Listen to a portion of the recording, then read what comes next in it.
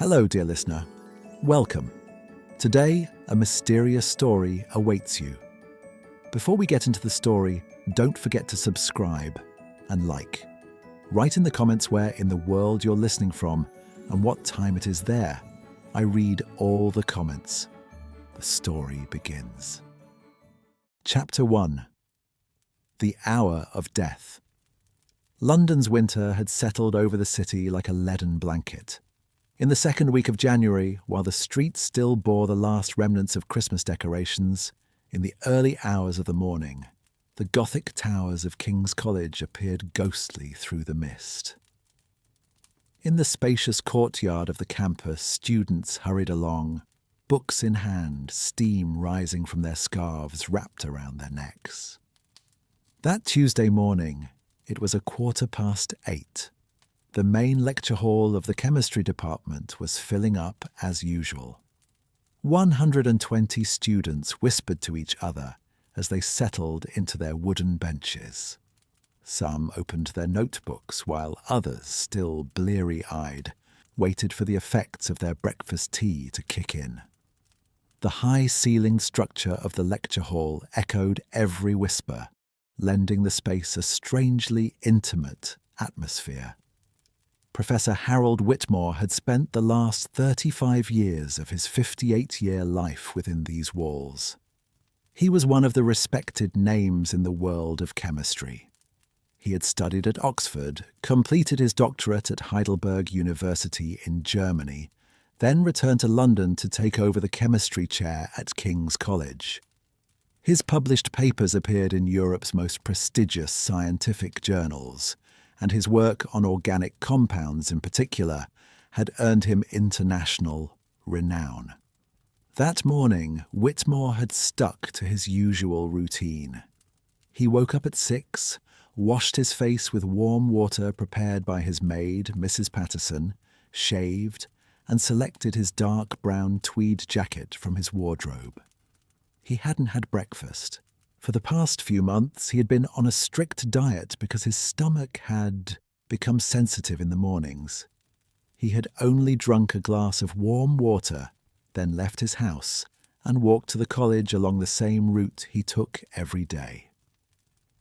It took exactly 23 minutes to walk from his home in Bloomsbury to King's College, and the professor usually used this time to outline the main points of that day's lecture in his mind. When he entered through the back door of the lecture hall, the students' murmuring ceased. Whitmore was a tall, slender man. His thick, greying hair was combed back, and his sharp blue eyes, though bearing the traces of years spent at the microscope, were still bright and attentive. A slight smile was always hidden at the corners of his lips. He was known to his students as a strict but fair teacher. As he walked toward the podium, he slipped his left hand into his pocket and habitually checked his watch. It was 5 minutes to 8:30. He was punctual, as always. He stepped up to the podium, glanced at his notes, and then turned to the blackboard. He took a white chalk from the chalk box and wrote the date in the upper left corner of the board, January 14th, 1895. The students waited quietly. Whitmore took a deep breath and began to speak.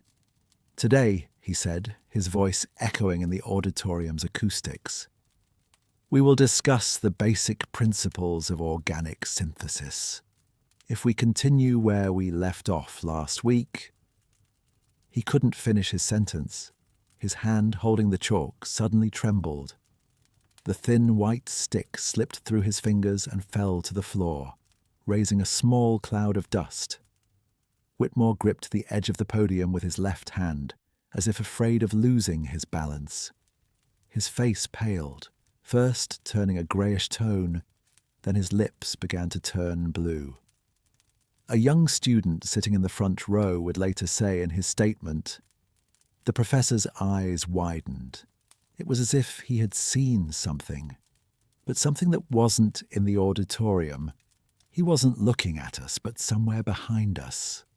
A Hoarse sound came from Whitmore's mouth. It wasn't a word, more of a gurgle, or perhaps he was trying to say a name.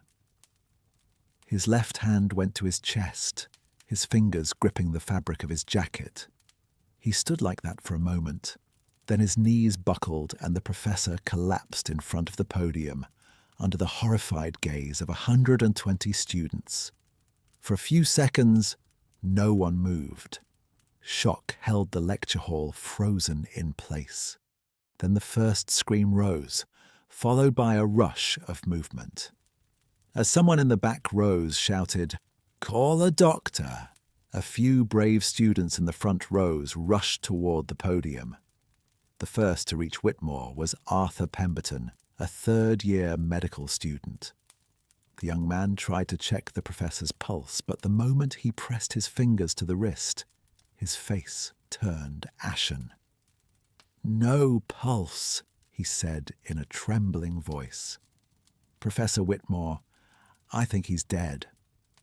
When the college doctor, Dr. Frederick Mills, arrived on the scene, exactly 11 minutes had passed since Whitmore collapsed. Mills was an experienced physician. He had served as an army doctor in the Crimean War and worked for years in London's most challenging hospitals. But when he entered the lecture hall that morning, even this man, who had seen hundreds of deaths, frowned with concern. Whitmore's body lay in a strange position. His left hand was still on his chest, his right hand stretched forward, fingers half bent. It was as if he had tried to grasp something as he fell, but failed. The expression on his face was the most disturbing detail. A mask of fear and bewilderment, his eyes still open, staring at the ceiling. Dr. Mills examined the body. He checked the pupils, looked at the pulse points, assessed the color of the skin. When he stood up, his face was serious. "It could be a heart attack," he told the students and college officials gathered around him, considering his age and the stress of his profession. "But an autopsy will be necessary to be sure." The autopsy was performed the next day in the cold room in the basement of St. Bartholomew's Hospital. Dr. Thomas Aberline, who performed the procedure, was one of London's most respected forensic pathologists. While his assistant took notes, Aberline worked with methodical precision. He made incisions, examined organs, and took samples. 2 hours later, the report was ready. But this report contained a result no one had expected. "Poisoning," Dr. Aberline told the two detectives from Scotland Yard. "Strychnine, a lethal dose." Inspector Geoffrey Lestrade frowned as he looked at the first page of the report. He was a man of medium height, with sharp features. He was one of Scotland Yard's most experienced officers and had investigated dozens of murders throughout his career. But this case smelled different from the very first lines. "Are you sure?" he asked. "Absolutely," said Aberline. "All the classic symptoms of strychnine poisoning are present. Muscle, spasms, convulsions, respiratory failure. The poison must have entered the body no more than an hour or two before death." Lestrade turned to the second page of the report. "But it says here that the professor ate nothing that morning, drank nothing. Just a glass of warm water at home." "We took a water sample," said Aberline. "Clean. No trace of poison." "Then how did the poison get into his body?" Dr. Aberline shrugged. "That question, Inspector Lestrade, is beyond my area of expertise. I only report the autopsy findings. Finding out who the killer is your job." When Lestrade returned to his office, it was well past noon. He flung the file onto his desk and looked out the window at the greying London sky. Questions swirled in his head. How could a man be poisoned without eating or drinking anything? It seemed impossible. If the victim had eaten or drunk something, was the maid, Mrs. Patterson, lying? Or perhaps the professor had stopped somewhere along the way and consumed something unknown to anyone? But no, the witness statements were clear. Whitmore had left his house, walked in a straight line to the college, and hadn't stopped anywhere along the way. Neighbours had seen him walking briskly, as they did every morning.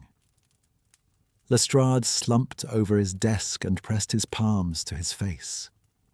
This case seemed dead in the water before it had even begun. And if a murder had indeed taken place, the killer was still out there rubbing his hands together, watching Scotland Yard's helplessness. That night, Lestrade made a decision.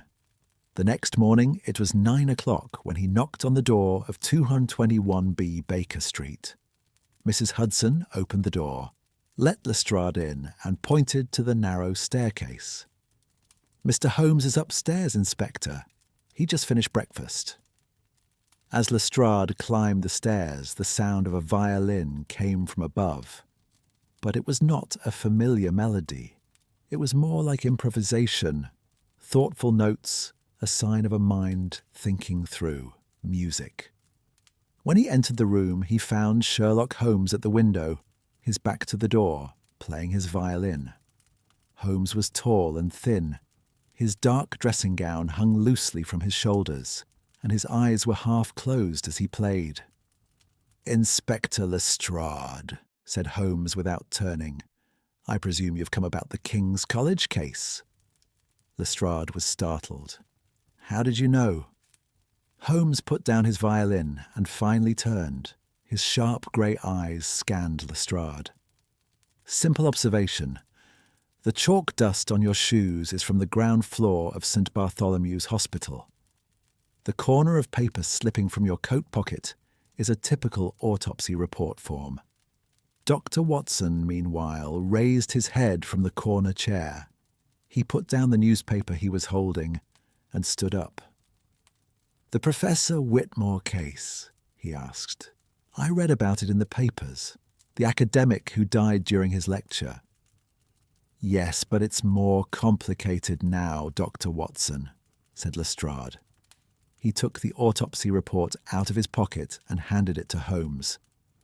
"The professor was poisoned, strychnine, but no one knows how he was poisoned. He hadn't eaten or drunk anything that morning." Holmes took the report. His eyes scanned the lines quickly. His eyebrows rose slightly, then, without changing his expression, he handed the report back to Watson. "Interesting," said Holmes. "Very interesting. London is finally presenting me with a puzzle worth thinking about." While Watson read the report, Holmes reached for his pipe on the mantelpiece. He filled it with tobacco, lit it, and took a deep drag. As smoke rings rose toward the ceiling, his eyes took on a thoughtful expression. "Lestrade," he said finally, "did you have the professor's coat examined?" The inspector frowned. "The coat? No, why do you ask? And the chalk on the podium?" "The chalk?" Lestrade was now completely bewildered. "What does that have to do with—" Holmes silenced him with a gesture. "Let's not waste time. Dr. Watson, get your coat. Lestrade, take us to King's College. I want to see the lecture hall where Professor Whitmore spent his last moments." An hour later, the trio stood at the door of King's College's chemistry lecture hall. When they entered, the room was empty. Classes had been suspended during the murder investigation. Morning light streamed through the high windows, dust particles dancing in the air. Holmes walked toward the lectern. His footsteps echoed on the wooden floor. He stopped at the lectern and looked around. First at the floor, then at the lectern itself, then at the blackboard. "Here it is," he said, bending down. He picked something up from the floor, a piece of white chalk, half broken. Watson approached. "The chalk the professor dropped?" "Yes." Holmes brought the chalk close to his nose and sniffed it. Then he examined it with a small magnifying glass he took from his pocket. He remained silent for a long time. "Watson," he said finally, "smell this chalk." Watson took the chalk without protest and sniffed it, his eyebrows furrowed. Strange, a faint, bitter almond smell. "Not bitter almond," said Holmes. A sparkle appeared in his eyes. "But something very similar. This chalk, Watson, is our murder weapon." Chapter 2. The Secret of the Chalk. The expression on Lestrade's face was a strange mixture of astonishment and suspicion. He stood beside the podium, staring at the piece of chalk in Holmes's hand. He had worked at Scotland Yard for years, investigated dozens of murders, but this was the first time he had heard of chalk being a murder weapon. "Holmes," he said hesitantly, "this chalk, how? How could a man be poisoned by holding chalk?" Holmes didn't answer. Instead, he turned to the chalk box on the podium. The box was a simple wooden structure, its lid left open. Inside were 6 more pieces of chalk, all white and seemingly identical. Holmes took each one individually, sniffed it, and examined it with his magnifying glass. "These 6 are clean," he said finally. "Only the chalk the professor held is special." Watson approached and examined the box. Could someone have switched the chalk? "Not switched, Watson. Prepared." Holmes picked up the piece of chalk again. "Look here." He handed the magnifying glass to Watson. "There's a very thin layer on the surface of the chalk, difficult to see with the naked eye. Shiny, almost transparent." Watson looked through the magnifying glass. There really was a slight sheen on the surface of the chalk, as if a thin varnish had been applied. "What is it?" "Strychnine," said Holmes. "In liquid form, applied to the surface of the chalk and left to dry. When the professor picked up the chalk, his body heat and perspiration reactivated the layer. The poison was absorbed through his fingertips."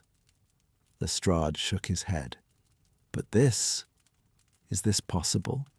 Can poison kill by being absorbed through the skin?"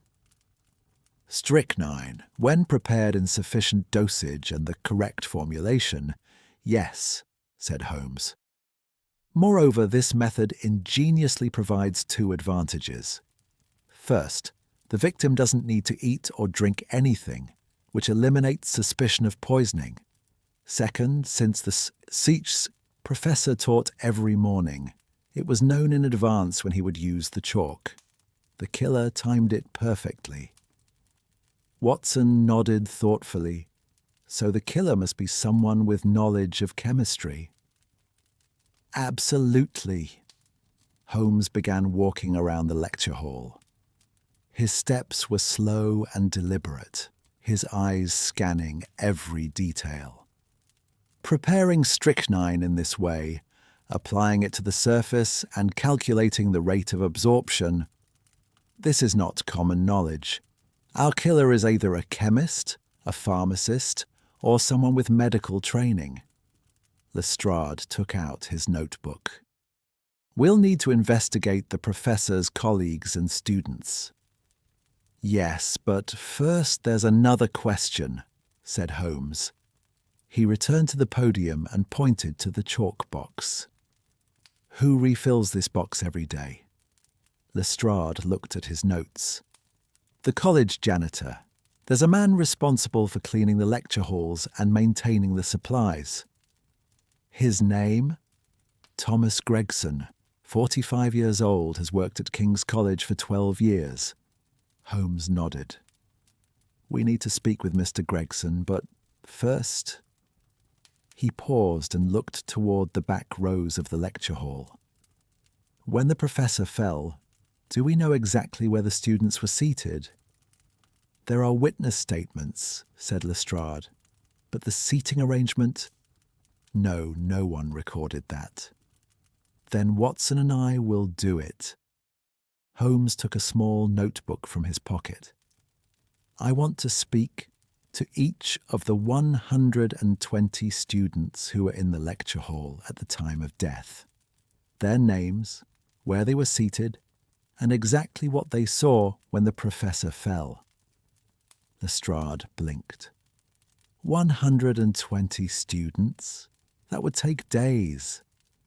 Then we'd better get started, said Holmes calmly. But the sparkle in his eyes revealed how excited this task made him.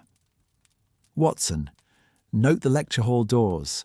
How many are there and where do they open? Watson looked around. I see 3 doors, one at the back, the main entrance, 2 on the sides, probably emergency exits.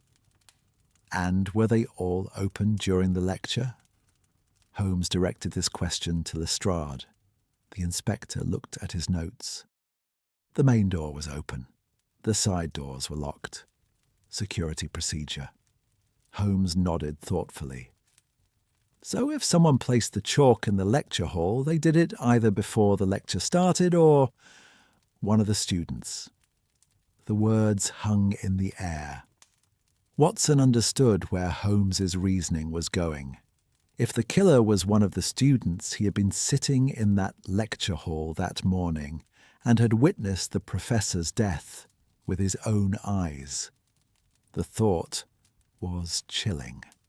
The college janitor, Thomas Gregson, was summoned to the lecture hall half an hour later. He was a man in his early 50s with grey hair and a weary appearance. His hands were thick with calluses, and his work overalls bore the marks of years of use. He seemed nervous as he answered Holmes's questions, but it seemed more like the natural tension of being in front of the authorities than guilt. "When do you refill the chalk boxes?" asked Holmes. "Every morning, sir. I start at 7, and by 8 all the lecture halls are ready." "Did you do the same thing that Tuesday morning?"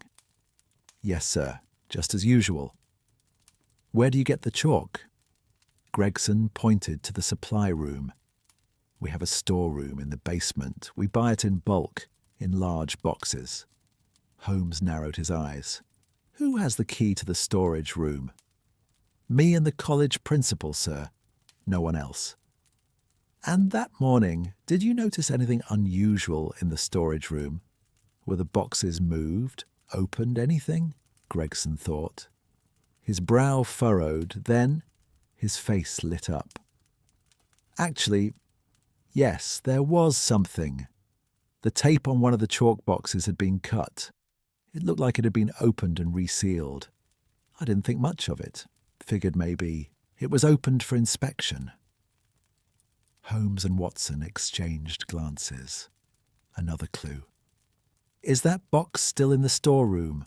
asked Holmes. "It should be, sir. We opened a new one last week." They went down to the basement. The storeroom was a damp, dim place. Cleaning supplies, chalk boxes, erasers, and other school supplies lined the shelves.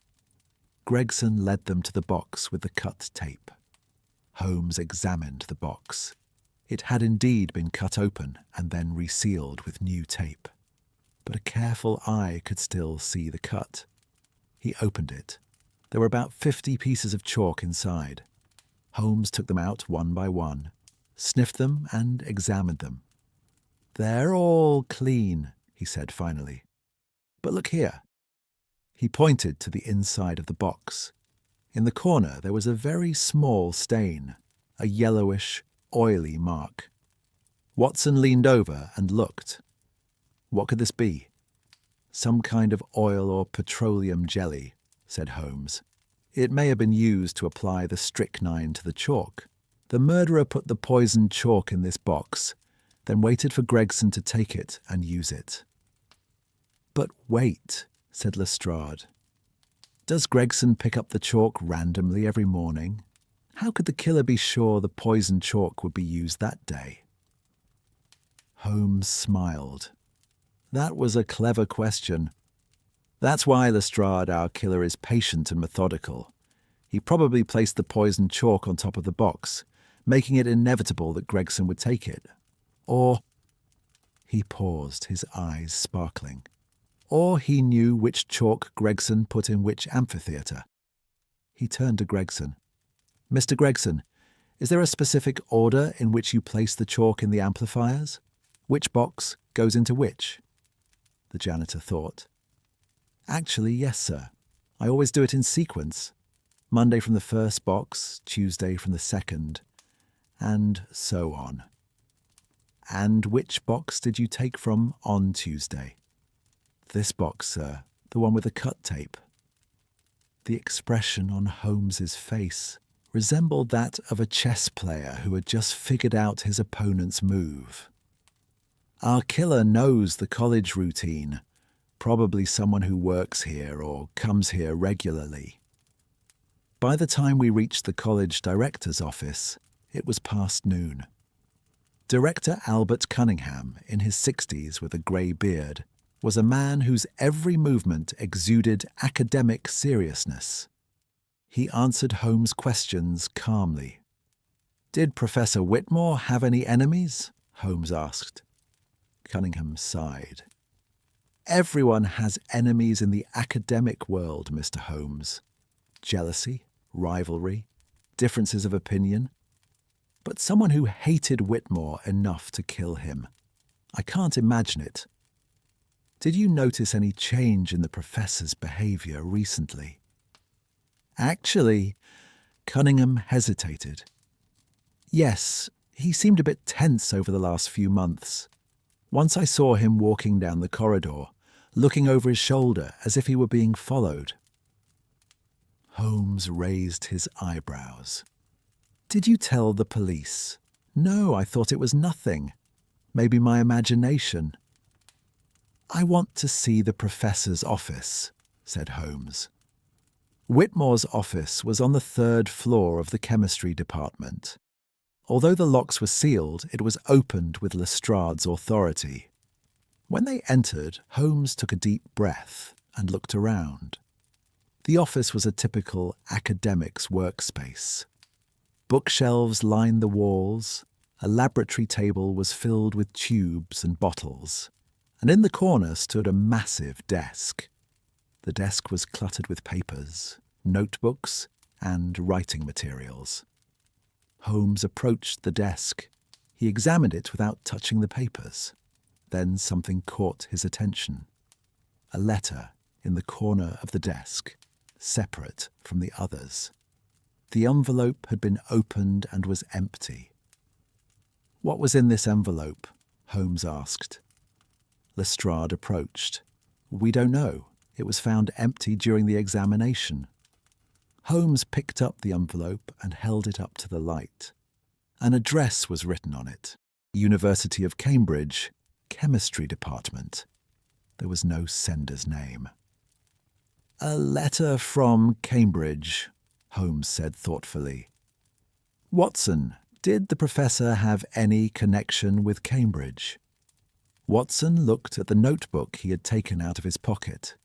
The information he had gathered from newspapers and college records was there. "Yes. Whitmore took his undergraduate degree at Cambridge 25 years ago. Then he went to Heidelberg and did his doctorate there." 25 years ago? Holmes narrowed his eyes. "And in the last few months he's been receiving letters from Cambridge. Interesting." He opened the desk drawers. One contained letters, all opened, sorted by date. Holmes took them all out and began examining them. Most were formal correspondence from academic journals, colleagues, students. But the bottom 3 letters were different. The first letter was from 3 months ago. The writing was handwritten, a bit shaky but legible. "Professor Whitmore, I've been looking for you for years. I've finally found you. The past will be settled." There was no signature. The second letter was from 2 months ago. "Did you think I forgot? I haven't forgotten. I remember every night." The third letter was from a month ago. "We'll meet soon. This time you won't escape." Holmes handed the letters to Watson. Threatening letters. All three were sent from Cambridge, but there's no sender's name. Watson read the letters. His face grew serious. "This is a clear threat. Why didn't the professor go to the police?" "Perhaps he thought of it but didn't have the chance," said Holmes. "Or perhaps—" He paused, a thoughtful expression on his face. "Perhaps he knew who sent them and wanted to keep it secret." Lestrade was taking notes. "I must contact the police in Cambridge. We need to trace these letters." "That won't be necessary," said Holmes. He was looking at the back of one of the envelopes he was holding. "Look here, the postmark." Watson and Lestrade approached. The stamp was indistinct, but under Holmes' magnifying glass it became legible. King's Cross, London. "The letters weren't sent from Cambridge, but from London," said Holmes. "Our killer is here in this city. The Cambridge address is just a decoy." This discovery changed the direction of the investigation. The killer was in London and had been stalking the professor for years. Something had happened in the past, 25 years ago in Cambridge, and that something had led to the professor's death. As Holmes left the office, he glanced back one last time. His eyes fell on the laboratory table. There, among the tubes and bottles, was a small frame. Inside was a faded photograph. A young Whitmore, another young man beside him, the famous towers of Cambridge behind them. Holmes picked up the photograph and examined it. "Watson, take this photograph. We need to find the man beside him." By the time they returned to Baker Street, evening had fallen. Mrs. Hudson had prepared tea and sandwiches. Holmes sat down in his chair in front of the fireplace and stared at the ceiling. He was thinking. Watson was examining the photograph. Who could this man be? Whitmore's friend? His colleague? "More than that," said Holmes. He opened his eyes.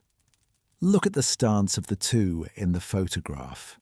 They are not shoulder to shoulder. There is a distance between them, but they are both looking in the same direction. This is a photograph of two friends who are rivals." Rivals? Two young chemists at Cambridge, both brilliant, both ambitious. They work together, but they also compete. 25 years later, one is a professor, the other— Holmes paused. "That's what we need to find out." Watson took notes.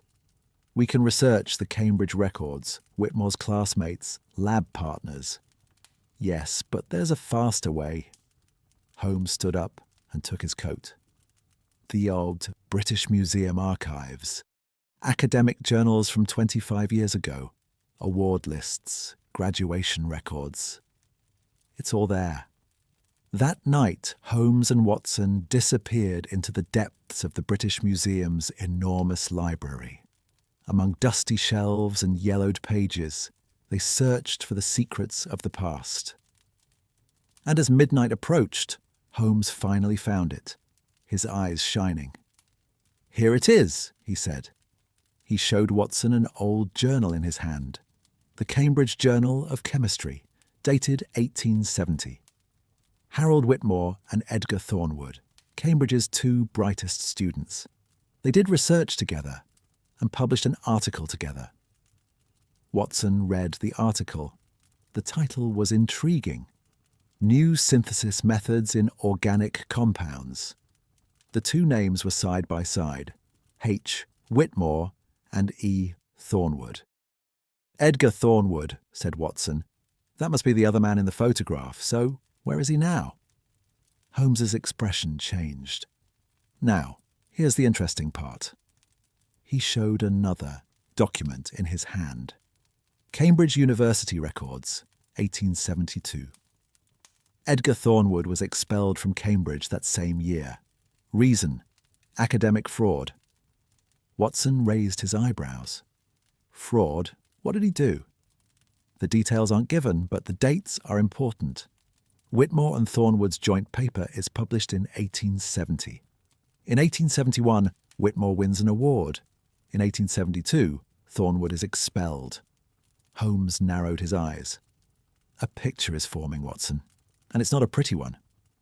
Did Whitmore steal Thornwood's work? Perhaps. Or perhaps he framed Thornwood and had him expelled from Cambridge. Either way, 25 years later, someone wanted revenge. Holmes closed the magazine. We need to find Edgar Thornwood. If he's still alive, he's our prime suspect. Chapter 3. The Ghost Man. The next morning, a light dusting of snow had settled over London. The cobblestones of Baker Street were white, the horse-drawn carriages slowed, and even the voices of the street vendors were somewhat muffled. Holmes sipped his coffee as he looked out the window. His mind kept returning to last night's discovery.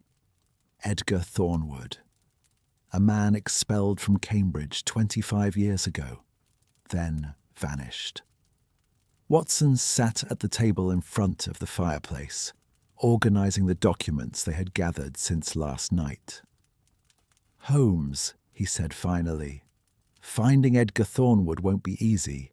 He seems to have completely vanished after being expelled from Cambridge. No one vanishes completely, Watson. Holmes turned from the window. Every person leaves a trace. Birth records, tax documents, newspaper articles, church records. You just need to know where to look. Just then there was a knock at the door, and Mrs. Hudson entered. She was holding a card. "Mr. Holmes, a lady wishes to see you. Her name is—" She looked at the card. "Miss Eleanor Ashworth." Holmes raised his eyebrows. The name was unfamiliar. "Show her in, Mrs. Hudson." The woman who entered the room at a minute later was in her mid-30s, elegant but looking tired.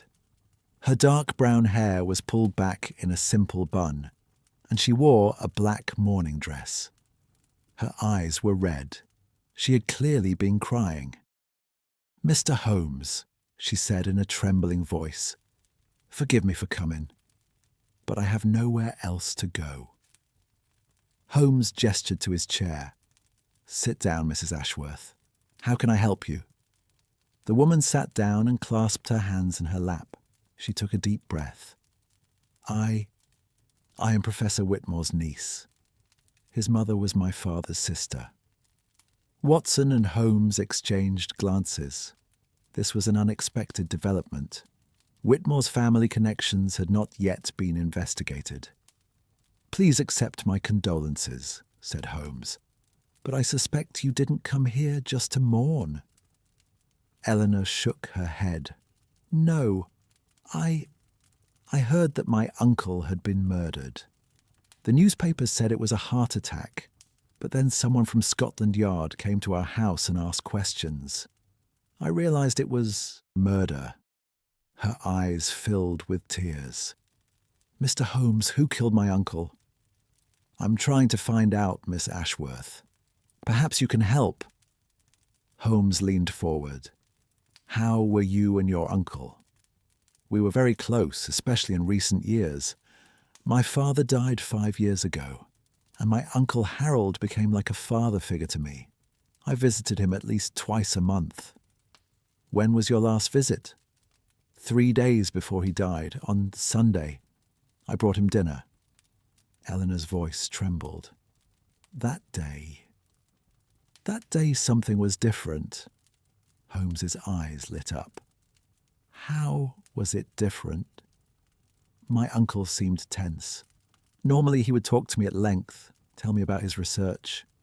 But that evening he was distracted. He kept looking out the window as if he were waiting for someone or afraid of someone." "Did he say anything to you?" "Did he explain why he was anxious?" Eleanor thought. He didn't explain exactly, but he did say something. He said, "Eleanor, if anything ever happens to me, take the blue notebook from the desk drawer. That notebook will tell you everything." Holmes jumped up. "The blue notebook? Did you take it?" "I tried to, but when I went to his house after my uncle died, the police had cordoned off the place. I couldn't get in." Eleanor took a small key out of her pocket. "But I have this key. My uncle gave it to me for emergencies." Holmes took the key and examined it. It was a small brass key with no markings on it. "What door is this key for?" "The back door to my uncle's study. It opens onto the back garden. Most people don't know about that door." Holmes turned to Watson. "Watson, get your coat. Mrs. Ashworth, would you take us to your uncle's house?" Half an hour later, the trio stood in front of Whitmore Manor in Bloomsbury. The house was a 3-story building reflecting typical Victorian architecture. There was a Scotland Yard seal on the front door, but Holmes paid no attention to it. They entered through the back door with the key Eleanor had given them. The study was much more personal than the office Holmes had seen before. The walls were covered with family photographs. An old piano stood in the corner, and there was an unfinished chess game on the table.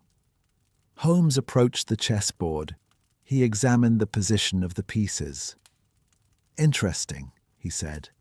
"This game was abandoned, but the position is very specific. White can checkmate in 3 moves." Watson approached. Perhaps he had to stop playing. "No, Watson. Look at the pieces. There's no dust. This game was set up recently, but it hasn't been played." Holmes looked at the board thoughtfully. "Could the professor have set this up as a message?" Eleanor looked shocked. "My uncle didn't play chess. He had no interest in it." This information caught Holmes's attention. A man who doesn't play chess sets up a half-finished chess game in his house. And this game, shortly before his death. He picked up one of the pieces, the white knight. He examined the bottom. "Watson, would you hand me the magnifying glass?" Watson handed him the magnifying glass. Holmes looked under the knight and then smiled. "Here it is. Something is written in very small letters under the knight. E.T. "E.T.?" Watson pondered. "Edgar Thornwood?" "Probably." Holmes examined the other pieces. There were different letters or numbers under each one. He noted them down. E.T., 1870, C.U., 17. "Cambridge University, 1870, said Watson. The year Thornwood was expelled. "And 17. Holmes paused. "Something number 17. Room number? Page number?" Eleanor was opening the desk drawers. "The blue notebook," she said. "The notebook my uncle mentioned. It should be here." They opened the drawers one by one. Papers, pens, envelopes. But no blue notebook. "Maybe the police took it," said Watson. Holmes shook his head. "Lestrade didn't mention such a notebook, and the police report lists all the items seized. There's no blue notebook." "Then—" Eleanor's face paled. "Someone took it." "Yes." Holmes began pacing the room. "The professor was murdered, and someone entered this house and took the notebook. This means our killer knew the professor's home." Watson went to the window and looked outside. "Holmes, come here." Holmes came over. The back garden was visible from the window, and in the garden, on the grass, were fresh footprints, made before the snow fell, but still visible. "These tracks lead to the back door," said Watson, "and by size, men's shoes, medium size." Holmes immediately went down into the garden. He followed the footprints. They started at the back door, crossed the garden, and led to a small door next to the back wall. "Where does this door open onto?" Holmes asked Eleanor. "The back alley. Most houses have such a passageway for servants and delivery people." Holmes opened the door and stepped out into the back alley. The street was narrow and quiet. Opposite the house was an old warehouse, next to which was the back door of a small tavern. "Watson, let's go to that tavern. Maybe someone saw something." The tavern was called the Black Swan. Inside, it was dim and smoky. A few customers were sipping beer even at this early hour. The man behind the bar was about 45, broad-shouldered, with a suspicious look. "Can I help you, gentlemen?" he asked as Holmes and Watson entered. Holmes got straight to the point. "The house across the street is Professor Whitmore's house. Have you seen anyone entering or leaving the back door of that house in the last few days?" The bartender thought. "The police asked me that before. Yes, there was a man. The evening before the professor died." Holmes's eyes lit up. "Can you describe this man?" "Tall, thin, dark coat. I couldn't see his face. He had his hat pulled down low, but something caught my attention." The bartender paused. "What?" "His gait. He was dragging his right leg slightly. It looked like an old injury." Holmes committed this information to memory. Tall, thin, disability in the right leg. "Thank you, that's very helpful." When they stepped outside, Holmes looked thoughtful.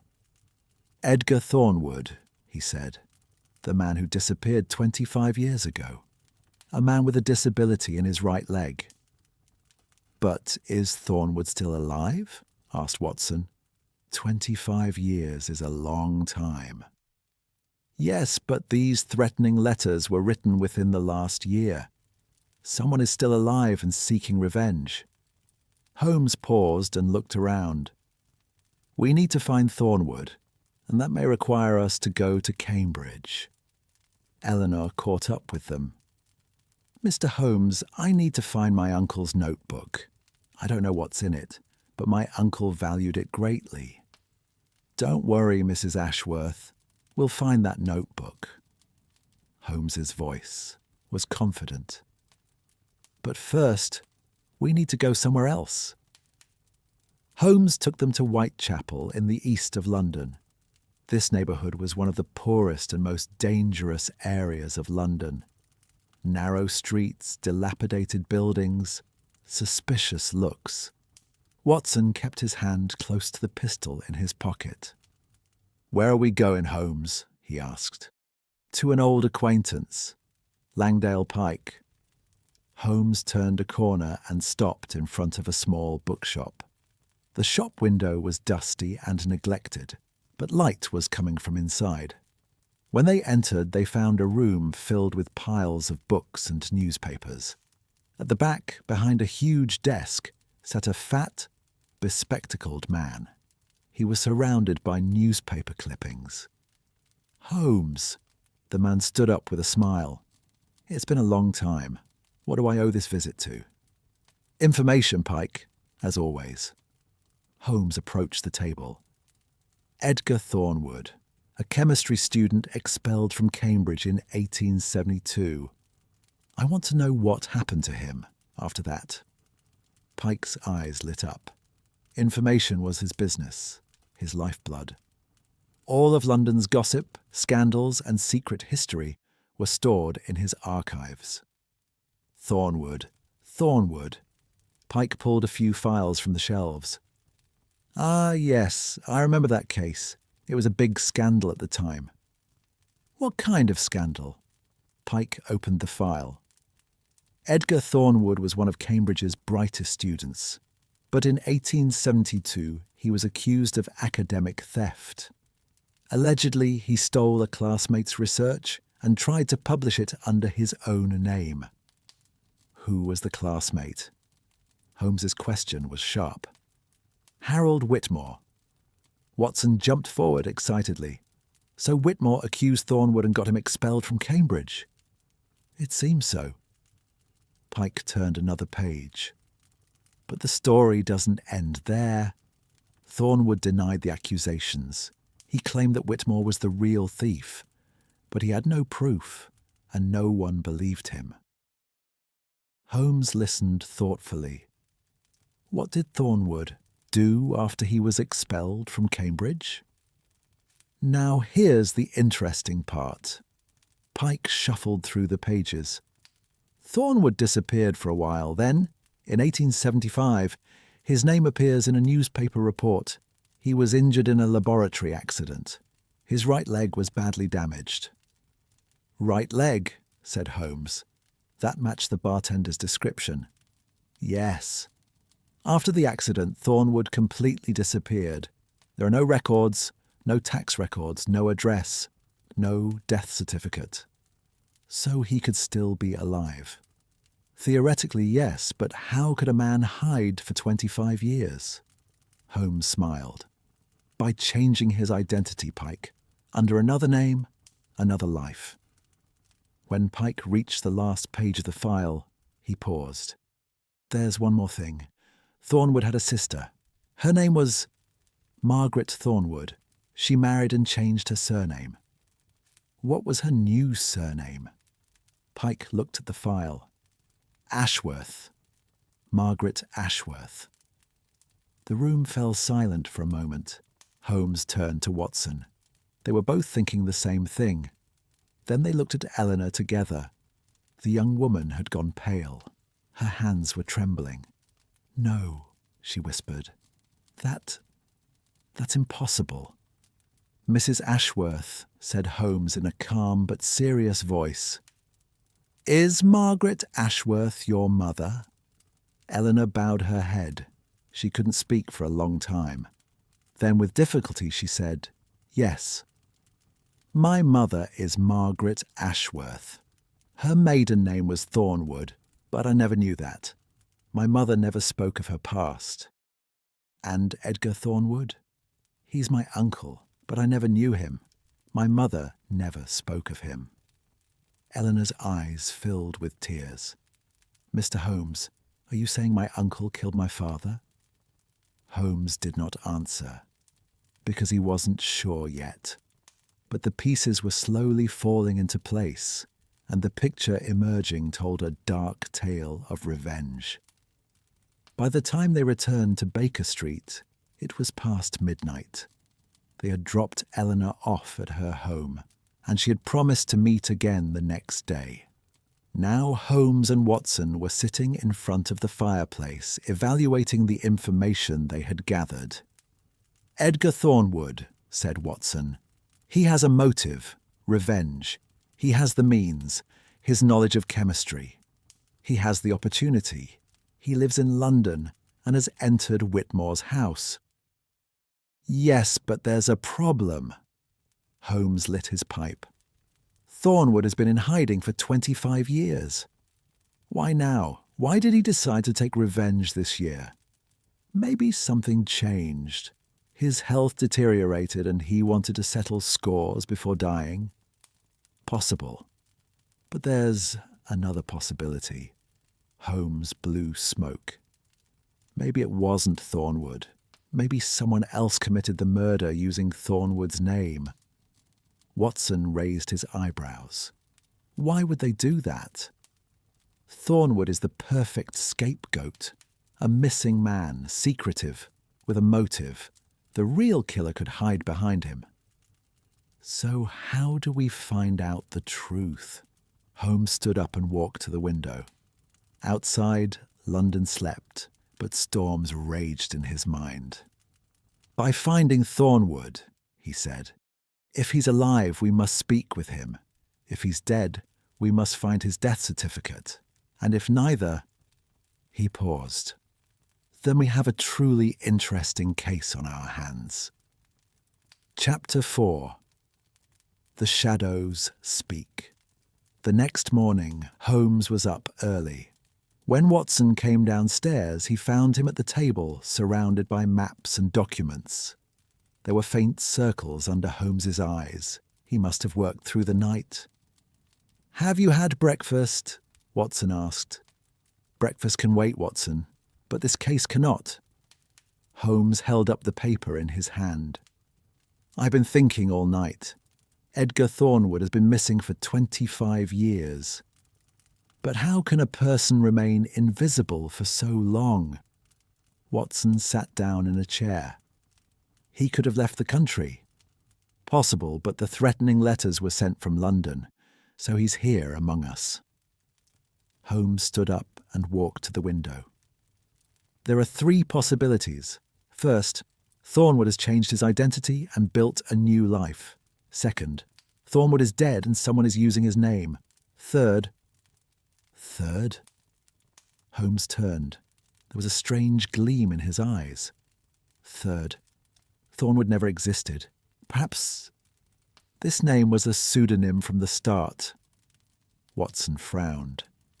But the Cambridge records prove the existence of a student, but they don't prove the student's true identity. Holmes turned back to the table and picked up a document. Last night I found something else at the British Museum. Edgar Thornwood's birth certificate. And? Nothing. Holmes's voice was flat. I searched all the records at Somerset House. There is no Edgar Thornwood born in England between 1845 and 1855. Watson looked stunned. That's impossible. You need a birth certificate to enroll at Cambridge. You do, yes, but in the Victorian era, documents could easily be forged, especially if you had the right connections. Holmes sat down and interlaced his fingers. Watson, this case is much deeper than we thought. We're trying to solve a murder, but we're facing a web of lies spanning 25 years. Just then there was a knock at the door. Mrs. Hudson entered. Mr. Holmes, a telegram has arrived. Holmes took the telegram and read it. His expression didn't change, but his eyes narrowed. He handed the telegram to Watson. Watson read, Professor Whitmore file found at Cambridge. Interesting details. Meet tomorrow morning. Professor Harrison, King's College. A professor from King's College, said Watson. Whitmore's colleague. More than that. Frederick Harrison was a student at Cambridge at the same time as Whitmore. If anyone knows the secrets of the past, it's Harrison. An hour later, Holmes and Watson were in front of the faculty building at King's College. Professor Harrison's office was on the 3rd floor. The door was marked Organic Chemistry. When they knocked, a muffled voice came from inside. Come in. Frederick Harrison was a man in his early 70s with white hair, a wrinkled face, but intelligent eyes. He was holding a pipe and looking out the window. He turned when Holmes and Watson entered. Mr. Holmes, he said, I'm glad you received the telegram. Please sit down. They sat down. Harrison went behind his desk and placed a file in front of them. I found this file in the archives. It's from our Cambridge days. Harold Whitmore, Edgar Thornwood, and I. The three of us were in the same class. Holmes opened the file. Inside were old photographs, notes, and letters. The top photograph caught his attention. 3 young men, smiling, posing in Cambridge's famous gardens. Are these 3 people in the photo you? Holmes asked. Yes. I'm on the left. Harold in the middle. Edgar on the right. Harrison's voice took on a sad tone. We were the closest of friends back then. Who could have known it would end like this? Professor Harrison, can you tell us what happened in 1872? The expulsion of Edgar Thornwood. Harrison took a deep breath. His eyes drifted into the distance as if travelling back years. That period was very complicated. Harold and Edgar were conducting research together on the synthesis of organic compounds. It was groundbreaking work.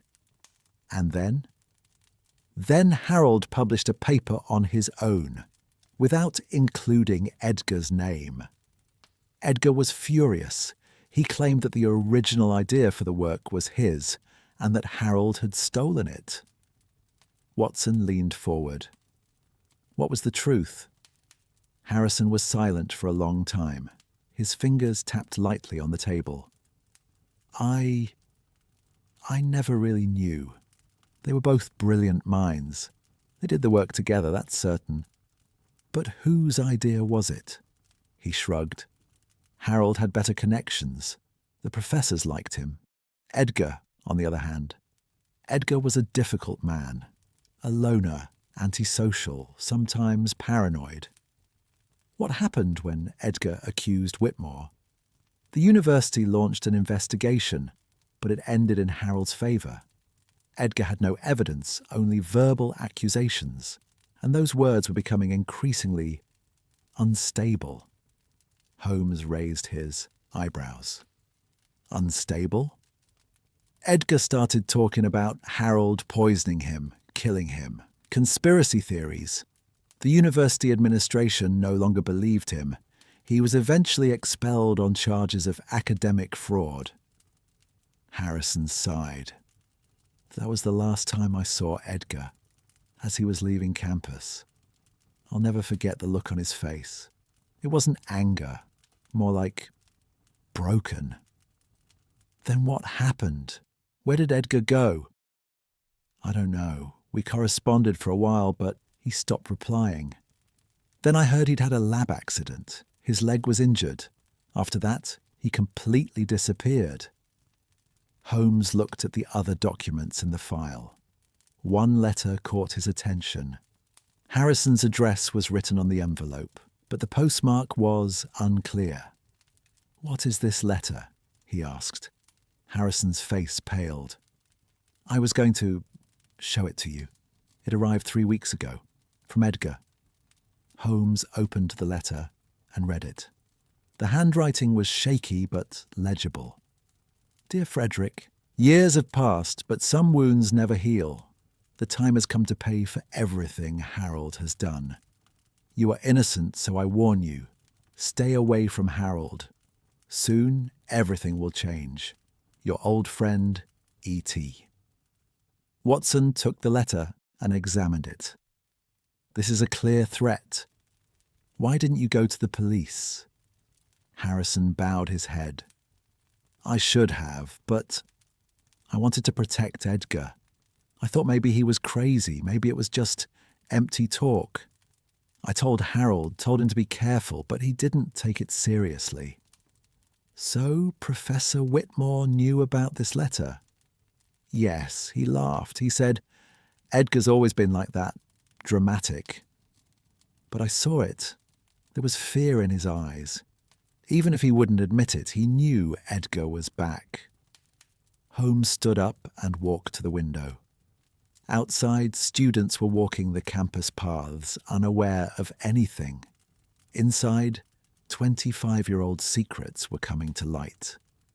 Professor Harrison, said Holmes, turning. Do you think Edgar, Thornwood, could have killed Harold Whitmore? Harrison thought for a long time. Then slowly, he had the motive, he said. He had the ability, but he paused. But Edgar wasn't violent, angry, yes, resentful, yes, but murder? Harrison shook his head. Speaking as someone who knew him, Edgar couldn't hurt a fly. Holmes committed this information to memory. He was trying to sketch a killer's profile, but each new piece of information made the picture more complex. One last question, said Holmes. What do you know about Edgar's family? He had a sister, Margaret. They were very close. I saw Margaret once after Edgar was expelled. She was crying, looking for her brother. Where is Margaret now? Harrison thought. I heard she got married. Her last name changed. Ashworth? Yes, Margaret Ashworth. Holmes and Watson exchanged glances. Eleanor Ashworth's mother. The pieces were falling into place. Holmes was silent as they left. King's College. Watson tried to figure out what he was thinking, but Holmes's face was like a mask. "Holmes," he said finally, "what are you thinking?" "I'm thinking, Watson, that this case is much more personal than it appears." Holmes stopped and looked at his friend. "Eleanor Ashworth, her uncle Edgar, her uncle Harold, a relative on both sides. Do you suspect her?" "Not yet, but consider. Eleanor has access to Whitmore's house. She knows about the blue notebook, and her family history is right at the heart of this story." Watson objected. "But Eleanor seemed very sincere yesterday. She was genuinely affected by her uncle's death." "Yes, or she's a very good actress." Holmes continued walking. "But there's actually another possibility. What if Eleanor is innocent but is being used without knowing it? What if someone wants to implicate her in this?" "Who?" "That's what we need to find out." That afternoon, Holmes made an unexpected decision. He wanted to visit the site of Edgar Thornwood's 1875 laboratory accident. The details of the accident were unclear in Langdale Pike's file, but there was an address, an old chemistry laboratory in Whitechapel. By the time they reached Whitechapel, the sun was beginning to set. The streets were filling with shadows. The address of the old laboratory was on a narrow street where an abandoned building now stood. The building was in a state of disrepair. The windows were broken, the walls covered in soot stains. The door hung off its hinges, standing half open. "This is it?" said Watson, looking sceptical. "Yes, 20 years ago there was a chemistry laboratory here. It was rented out to independent researchers." Holmes went inside. The interior was better preserved than expected. Dusty shelves, broken glass bottles, rusty metal equipment. One wall bore burn marks, probably where the accident happened. Holmes examined his surroundings. The burn marks on the wall, the stains on the floor, the broken glass. Then something in the corner caught his attention. An old cabinet mounted on the wall, its door half open. He opened the cabinet. Inside were dusty papers and notebooks. Most were unreadable, eaten away by moisture and mould. But at the bottom, a small leather-bound notebook was almost intact. Holmes took the notebook and opened it. On the first page, written in shaky handwriting, were the words, "Edgar Thornwood's Diary, 1873-1875. Watson approached. "This is incredible, Thornwood's diary." Holmes turned the pages. The writing was neat at first, but became increasingly messy over time. By the last pages, the words were almost illegible. One page caught his attention. The date was November 1874. "Harold took everything from me. My career, my reputation, my future. But worst of all, he took people's trust. No one believes me anymore. Even my own sister looks at me with suspicion. But I won't give up. I will prove the truth. I will show the world what Harold did, no matter how long it takes." Another page, March 1875. "I'm working on a new compound in the lab. If I succeed, I will prove Harold's theory wrong. I will take back everything he took." And the last page, May 1875. "There was an accident, my leg. The doctors say they may not be able to save it. The pain is unbearable, but that won't stop me. Harold will pay one day, even if it takes years." Holmes closed the notebook. His face was serious. "Thornwood's motivation is now very clear. 25 years of anger, a desire for revenge." "But this diary ends in 1874, said Watson. "There's nothing about the next 20 years. "Correct. Thornwood disappeared after this accident, but disappearing doesn't mean dying." Holmes looked at the notebook thoughtfully. "This man lived somewhere for 20 years. made plans, waited, and then he acted. When they stepped outside, it was completely dark. The street lamps cast flickering light. Holmes and Watson began walking toward Baker Street. "Holmes," Watson said on the way, "Thornwood's diary is important evidence, but we still haven't found it." "No, but now we know where to look for it." Holmes stopped and looked at Watson. "If Thornwood is hiding, he's hiding with the person he trusts most." "His sister Margaret?" "Yes. And Margaret Ashworth, Eleanor's mother." Holmes's eyes lit up. "Tomorrow morning we'll visit the Ashworth family, but this time we'll talk not only to Eleanor, but to her mother as well." When they returned to Baker Street that night, Holmes sat down in front of the fireplace and stared into the fire for a long time. Watson didn't ask what he was thinking. He knew this state of Holmes. There was a puzzle in his mind made up of thousands of pieces, and he was slowly putting them together. Around midnight, Holmes finally spoke.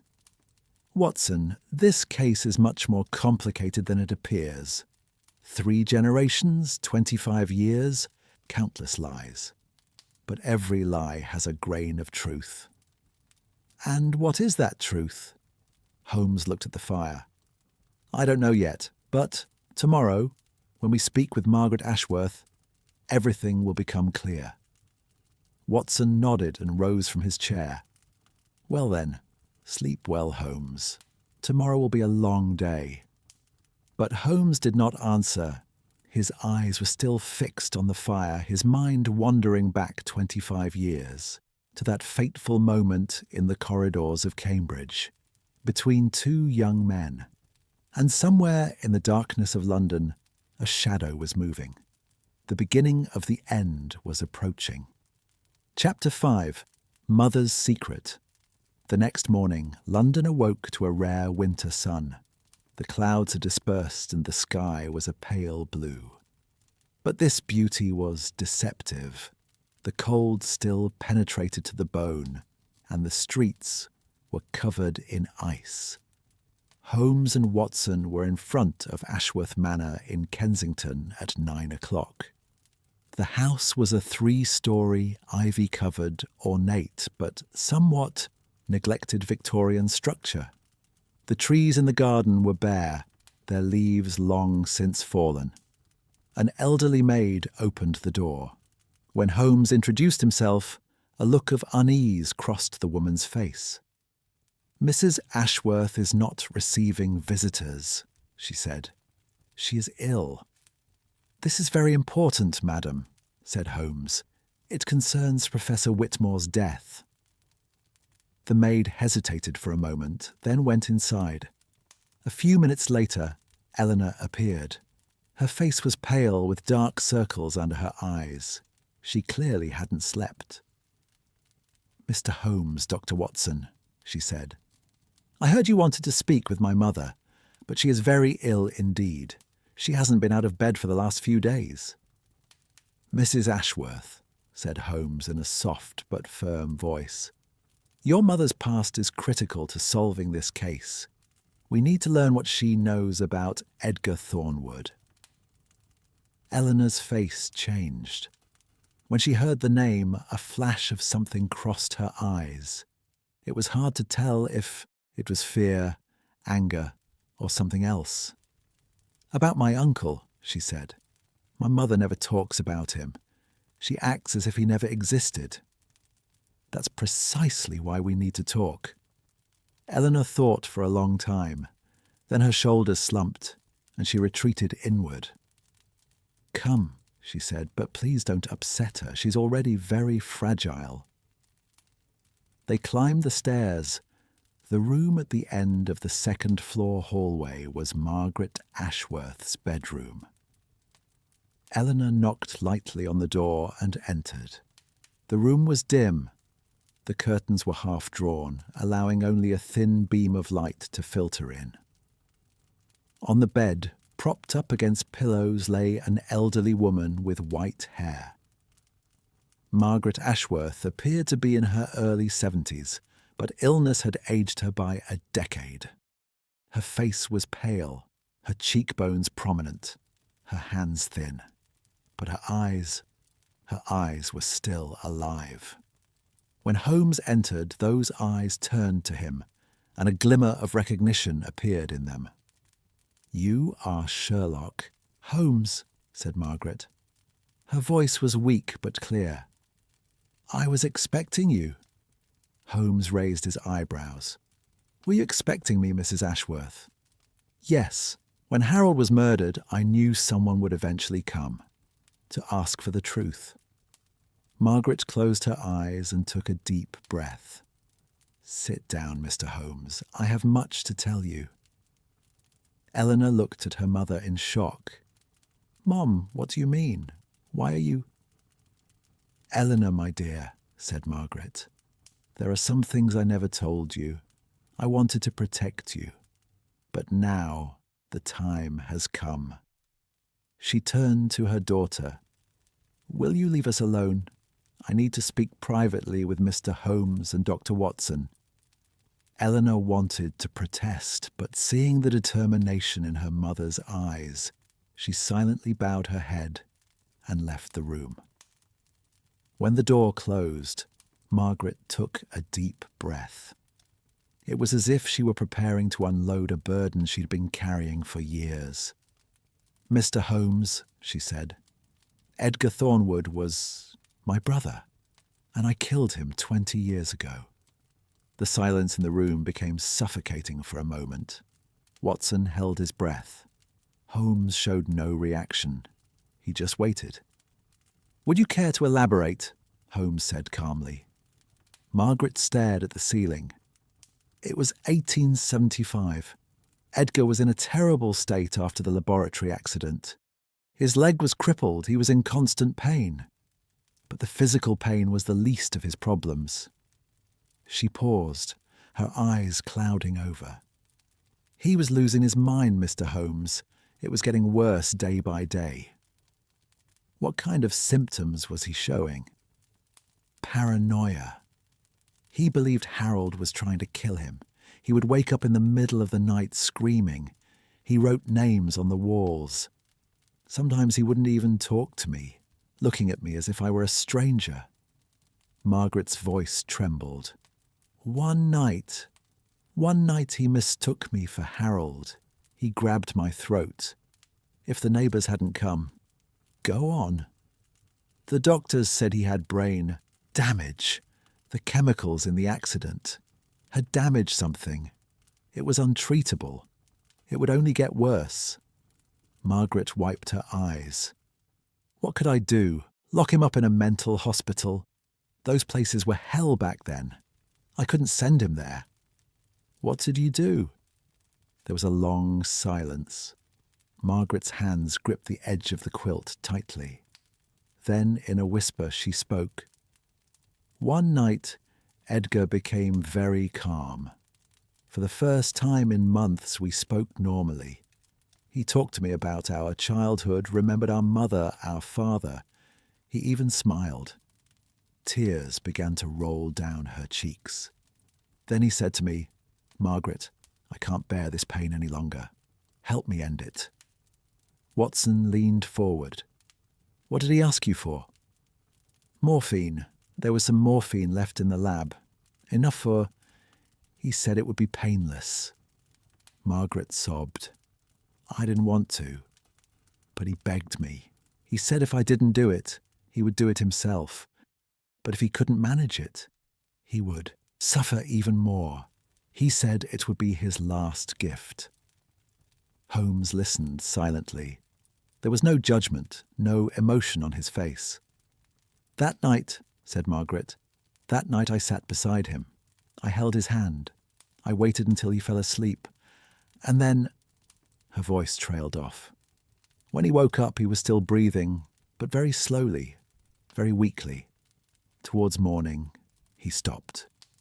And then I buried him in the back garden under the apple tree. I didn't tell anyone. No death certificate, no gravestone. Edgar Thornwood was simply lost to the world. Holmes stood up and walked to the window. He pulled the curtain aside slightly and looked out at the garden. At the back, there was an old apple tree. Its branches were bare, its trunk covered in moss. 20 years ago, said Holmes without turning. You killed Edgar or helped him die. Why are you sharing this information now? Margaret straightened up. There was a glint in her eyes.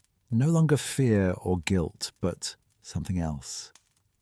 Because I didn't kill Harold, Mr. Holmes, and neither did Edgar. Edgar has been lying under that apple tree for 20 years. Then who wrote the threatening letters? Who killed Whitmore? That I don't know. Margaret's voice grew stronger. But someone knows Edgar's story. Someone learned these secrets and is using them. They killed Professor Whitmore and are trying to pin the crime on Edgar. Holmes turned, his eyes sharpened. Who else could know this story? Margaret thought. I haven't told anyone. I've carried this secret alone for 20 years. Not even my husband knew. But someone knows. Someone knows about the events at Cambridge, Edgar's story, the motive for revenge, and is using it. Maybe, Margaret hesitated. Maybe someone researched it, old records, newspaper archives. Holmes shook his head. Such detailed information cannot be obtained through research alone. Most of this information isn't recorded anywhere. Someone either knew Edgar personally, or, he paused, or was someone very close to you. Margaret's face turned pale. What do you mean? Holmes didn't answer. Instead, he walked to the door and opened it. In the hallway, just outside the door, stood Eleanor. Her face was sallow and her eyes were tearful. You heard everything, didn't you? Said Holmes. Eleanor nodded. Her voice trembled. My uncle is dead. He has been for 20 years. And my mother, she looked at her mother. Mother, how are you? Margaret opened her arms to her daughter. Eleanor, come here, let me explain. But Eleanor backed away. No, I don't understand. You always lied to me. You said my uncle was lost, that he would return one day. I waited for him when I was a child. Her voice rose. And in that garden, under that apple tree. I used to play there. Margaret began to sob. Forgive me, my dear. I wanted to protect you. I was protecting you from carrying this burden. Holmes watched this family scene silently. Then he turned to Watson and gestured toward the door with his eyes. They both left the room quietly. As they descended the stairs, Watson finally spoke. Holmes, do you believe, Margaret, that Edgar is really dead? I do, said Holmes. The guilt on that woman's face carries the weight of 20 years. That kind of feeling cannot be faked. Then who is the killer? If Edgar is dead, who wrote the letters? Holmes paused and looked at Watson. The answer to that question will lead us to the killer. Someone is using Edgar Thornwood's identity. Someone knows this story and is committing murder under the guise of revenge. But why? What could be the real motive? Holmes shook his head thoughtfully. To answer that question, we need to look more closely at Whitmore's life. Perhaps he had enemies other than Edgar. Perhaps this murder was committed for a reason entirely different from what it appears to be. It was noon when they left Ashworth Manor. The sun had disappeared behind the clouds and the sky had turned grey again. Holmes walked in thoughtful silence. Are we going back to Baker Street? Asked Watson. No, we're going to Scotland Yard first. We need to give Lestrade the new information and ask him for something. Lestrade was waiting for them in his office. When Holmes recounted Margaret Ashworth's confession, the inspector's face changed with astonishment. "So Edgar Thornwood has been dead for 20 years, said Lestrade, "and someone else wrote the letters and committed the murder." "Yes. And to find that person, we need to investigate all of Whitmore's relationships, his enemies, his business associates." Lestrade shuffled through the files. Whitmore didn't have many social connections. His colleagues at the university, a few students, family, that's all. "Students," said Holmes. Had any of Whitmore's students been having problems lately? Failed an exam, been expelled, had an argument? Lestrade looked at his notes. Actually, yes, there was an incident 3 months ago. A student yelled at Whitmore after his thesis was rejected. Security escorted him out of the building. This student's name? Victor Ashford. Holmes's eyes lit up. Ashford, a surname very similar to Ashworth. Coincidence? Asked Watson.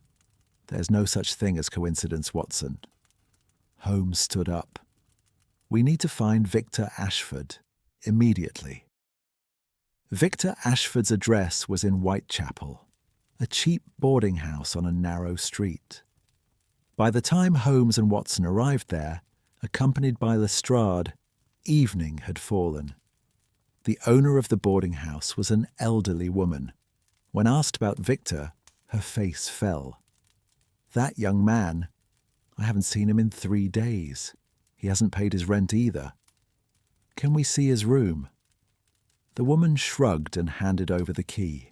When we reached the small room on the 3rd floor, Holmes opened the door and paused. The room was in disarray. Papers were scattered everywhere, the bed was overturned, and the wardrobe doors were left open.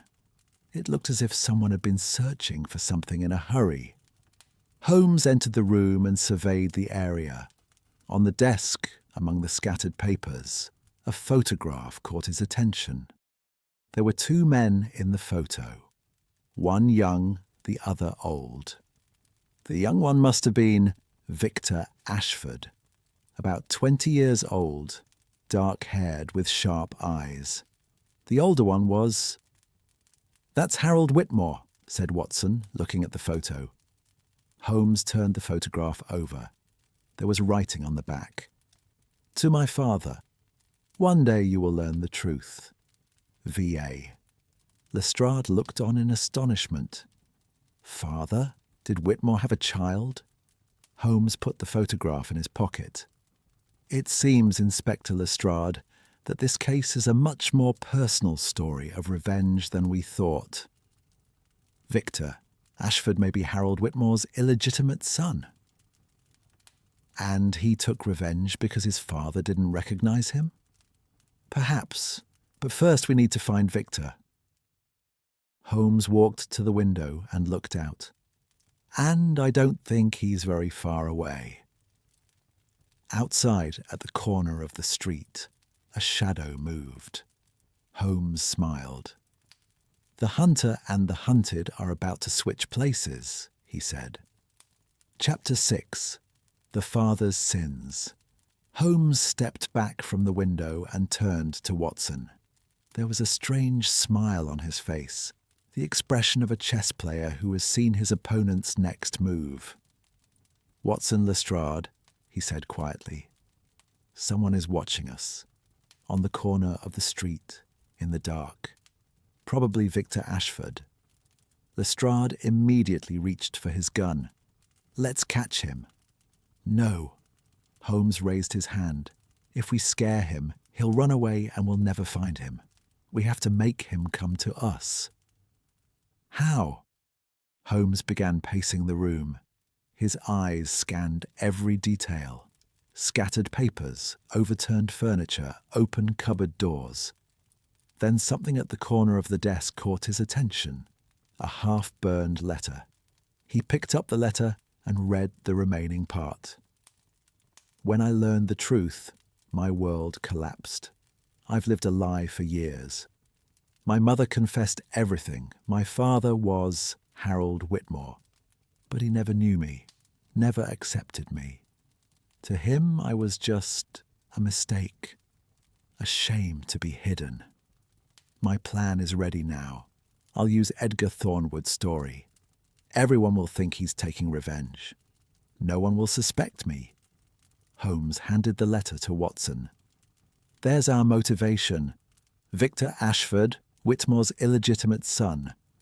His father rejected him, hid him for years. And Victor decided to take revenge for that rejection. Watson read the letter. But where did he learn about Edgar Thornwood's story? Good question. Holmes shook his head thoughtfully. Perhaps from Margaret Ashworth, perhaps from old records, or perhaps— He paused, his eyes lit up. Perhaps from Whitmore himself. Whitmore? Think about it, Watson. Victor learns who his father is. He tries to find him. He researches Whitmore's life. And in the process, he stumbles upon the Cambridge scandal. Edgar Thornwood's story provides the perfect cover. Lestrade went to the window and looked out from behind the curtain. The shadow is still there, waiting. Let him wait. Holmes sat down at the table and picked up a pen and paper. I'll write a letter too, to Victor. Holmes began to write. The pen moved swiftly across the paper. Dear Victor Ashford, I know who you are and what you've done. I understand the injustice your father did to you, but revenge gained through murder only brings more pain. I want to talk to you. Let's meet tomorrow night at 9 o'clock in the chemistry lecture hall at King's College, the place where your father died. If you come, I will listen to your story. If you don't, I will direct Scotland Yard everywhere. The choice is yours. Sherlock Holmes. He folded the letter and handed it to Lestrade. Slip this letter under the door of the boarding house. Victor will find it. Lestrade looked sceptical. And if he comes, he might have a gun. He might, but mark my words, Inspector, the best way to catch a murderer is not to corner him, but to give him a chance to talk. People want to be understood, especially murderers who believe they are justified. When they returned to Baker Street that night, Holmes sat down in front of the fireplace and thought for a long time. Watson sat beside him, waiting silently. Holmes, he said finally, something about this case bothers me. What? Victor Ashford. If he's Whitmore's son, does that make him related to Eleanor Ashworth? Holmes smiled.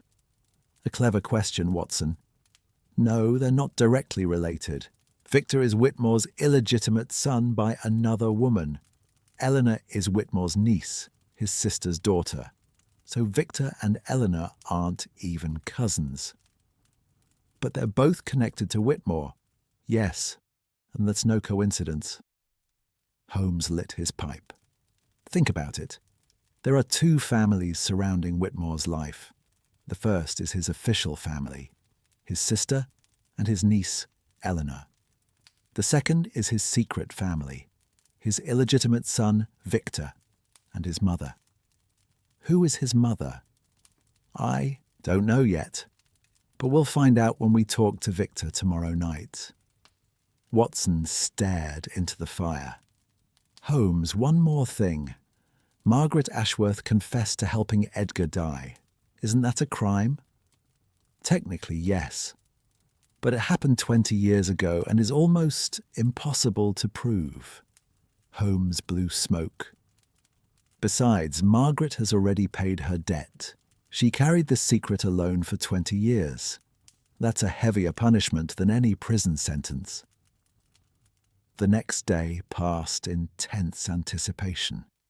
Holmes spent the morning at the British Museum researching Whitmore's old records. Watson went to King's College to inspect the lecture hall for tomorrow night's meeting. By evening, everything was ready. Lestrade had placed plainclothes police outside the auditorium. Holmes and Watson would wait near the podium. As 9 o'clock approached, the auditorium was dark and silent. The only light came from a gas lamp above the podium. Shadows danced on the walls. Holmes leaned against the podium, waiting calmly. Watson was beside him, his hand on the pistol in his coat pocket. "Do you think he'll come?" whispered Watson. "He will. Curiosity will get the better of him." And he was right. At 9:05, the back door of the auditorium creaked open. A figure entered and stopped. Victor Ashford was a young man of 25, tall and thin. His dark hair was dishevelled, his face pale, dark circles under his eyes. His coat was old and worn, but the most striking thing was his eyes. They held years of pent-up anger, resentment, and weariness. "Mr. Holmes," said Victor. His voice was hoarse but determined. "I received your letter." Holmes straightened up. "I'm glad you came, Mr. Ashford. Or should I call you Mr. Whitmore?" Victor's face tensed. "Don't use that name. That man was not my father. A father doesn't abandon his child." "You're right. A father shouldn't abandon his child." Holmes took a few steps closer. "But a son shouldn't kill his father either." Victor's hands clenched into fists. "I didn't kill him. He was already dead. He was an empty, soulless man. I just made his body that way too." "Chalk," said Holmes. "Poisoned chalk, a very clever method. Your knowledge of chemistry must have been inherited from your father." Victor laughed bitterly. "Yes, that's the only inheritance. Knowledge, not money, not a name, not love. Just the knowledge I learned from books." Watson stepped forward. "Victor, tell us your story, from the very beginning." Victor hesitated for a moment, then his shoulders slumped and he began to speak. "My mother was Emily Ashford. 30 years ago, she was a cleaner at King's College, a young, beautiful, innocent country girl. Harold Whitmore seduced her. He made promises. He said they would marry, that he would save her." Victor's voice grew bitter. "But when my mother got pregnant, everything changed. Whitmore had her fired. He gave her money, told her to be quiet. He wanted her to leave London. And what did your mother do? She accepted. What else could she do? She was alone, penniless, pregnant. She moved to Whitechapel. That's where I was born. That's where I grew up." Victor's eyes darkened. "My mother worked for years, put me through school, sacrificed everything, and all that time I didn't know who my father was." "When did you find out?" 2 years ago. My mother was ill, on her deathbed. That's when she confessed everything. Harold Whitmore's name, King's College, the abandonment." Victor's voice trembled. "After my mother died, I went to find him. I knocked on his door. I introduced myself." "And what did he say?" Victor's face took on an icy expression. "He said, 'You have no proof. Get out of here and don't come back.' He slammed the door in my face. He took a deep breath. That's when I made up my mind. This man would pay." Holmes listened intently. "How did you learn about Edgar Thornwood's story?" "I researched it. I dug into my father's past, his Cambridge years, the scandal, everything. Edgar's story was perfect. A missing man, a motive for revenge, knowledge of chemistry. Everyone would blame him." "You wrote the threatening letters." "Yes. I used old newspaper clippings and special postage stamps to make them look like they were sent from Cambridge. I wanted to make my father paranoid. I wanted him to live in fear before he died." Watson shook his head. "And the poisoned chalk?" A sparkle appeared in Victor's eyes, almost pride. "Preparing strychnine for dermal absorption is difficult. I tried for months. I had to find the right concentration, the right carrier substance. But I succeeded in the end." "How did you get into the college storeroom?" "As a former student, I still had access to the campus. The night watchman knew me. It was easy to get to the chalk box." Holmes took another step closer. "And you watched the professor fall, didn't you? You were in the lecture hall that morning." Victor's face didn't change. "Yes, I sat in the back row. I watched him. I watched him take the chalk, write on the board, and then—" He paused. "Then fall." "What did you feel?" There was a long silence. Victor's eyes drifted into the distance. "Nothing," he said finally. "Emptiness. I'd imagined this moment for years. Anger, triumph, relief. I thought I'd feel something, but there was nothing. Just emptiness." Holmes shook his head. "That is the curse of revenge, Mr. Ashford. It never delivers what it promises." Victor smiled, a weary, broken smile. "What now, Mr. Holmes? Will you arrest me?" "That is not my decision." Holmes looked behind him. Lestrade and 2 police officers were entering through the amphitheatre door. Victor saw them but made no attempt to flee. He simply stood and waited. "Victor Ashford," said Lestrade, "you are under arrest for the murder of Harold Whitmore." A strange peace came over Victor's face as the handcuffs were fastened. "Mr. Holmes," he said as he was led away, "may I ask a question?" "Ask." "My father, did he ever mention me? Was there any sign that he ever thought of me at any point in his life?" Holmes was silent for a moment. Then slowly he said, "No. He never mentioned you in any records, in any letters." Victor bowed his head. "Just as I thought," he said. And the police led him out. The amphitheatre fell silent again. Holmes leaned back in his chair and took a deep breath. Watson came over to him. "A strange case," he said. "We found the killer, but there's no sense of victory." "Because in this case, everyone lost, Watson. Victor spent his life seeking revenge. Whitmore died without confronting the sins of his past. Margaret was crushed under the weight of a secret for 20 years. Eleanor learned all her family's lies." Holmes shook his head. "No one won." When they stepped outside, the night had turned cold. The stars shone in the sky. A rare London night. "To Baker Street?" Watson asked. Holmes thought for a moment. "No, let's stop somewhere first." "Where?" "Ashworth Manor. We need to inform Eleanor. And also—" Holmes paused. "I have one more question. An unanswered question." Watson looked curious but didn't ask. He knew this state of Holmes. His mind was still working, the pieces not yet fully in place. Half an hour later, they were in front of Ashworth Manor. Eleanor opened the door. Her face was tense, her eyes red. "Mr. Holmes," she said, "any news?" "Yes, we've caught the killer." Eleanor's face changed with shock. "Who? Who killed my uncle?" Holmes entered and walked into the living room. Margaret Ashworth sat in a wheelchair in front of the fireplace. Her face was pale, but her eyes were alert. "Victor Ashford," said Holmes, "Harold Whitmore's illegitimate son." The silence in the room became suffocating for a moment. Margaret's face turned ashen. "Victor," she whispered, "Harold's son."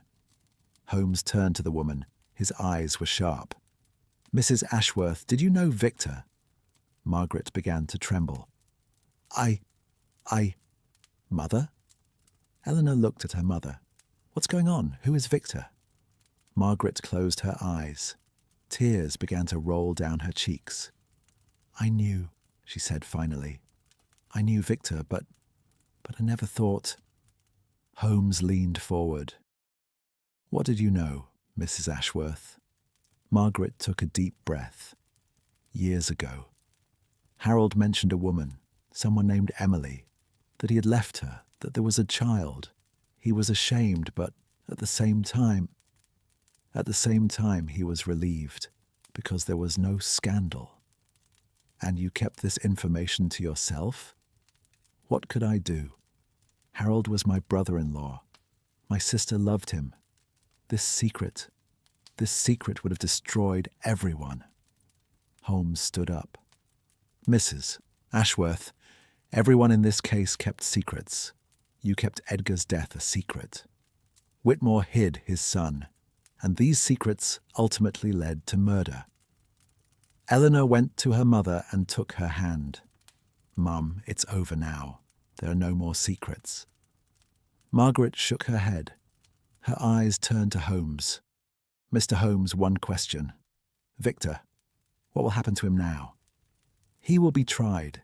He will likely be executed or sentenced to life in prison. Margaret sobbed. He's just a child, an abandoned, rejected child. And now he's a murderer, said Holmes. His voice was soft but firm. The past may explain the choices made, but it does not justify them. As they left the room, Eleanor called after them. Mr. Holmes? Holmes turned. Thank you for finding the truth. Eleanor's eyes were tearful, but her voice was firm. It's painful, but at least now I know. No more ghosts. Holmes bowed his head. Ghosts never completely go away, Mrs. Ashworth, but in time, we learn to live with them. Chapter 7. The last lesson. By the time they returned to Baker Street, it was well past midnight. The city was asleep, the streets were quiet, the windows dark. Only the occasional footsteps of a night watchman or the distant bark of a dog broke the silence. The moon, peeking through the clouds, cast a silvery light on the cobblestones. Mrs. Hudson had long since gone to bed, but the fire was still burning in the fireplace. The elderly landlady, with her usual foresight, must have anticipated their late return and stoked the fire. Holmes took off his coat and sank into his usual chair. Watson sat down opposite him. Neither spoke for a while, they just listened to the crackling of the fire. The shadows dancing on the walls of the room were like ghosts of the past. Finally, Watson broke the silence. A strange case, he said. It began with the mysterious death of a professor. Now it's 3 generations, 25 years, countless secrets. Holmes nodded.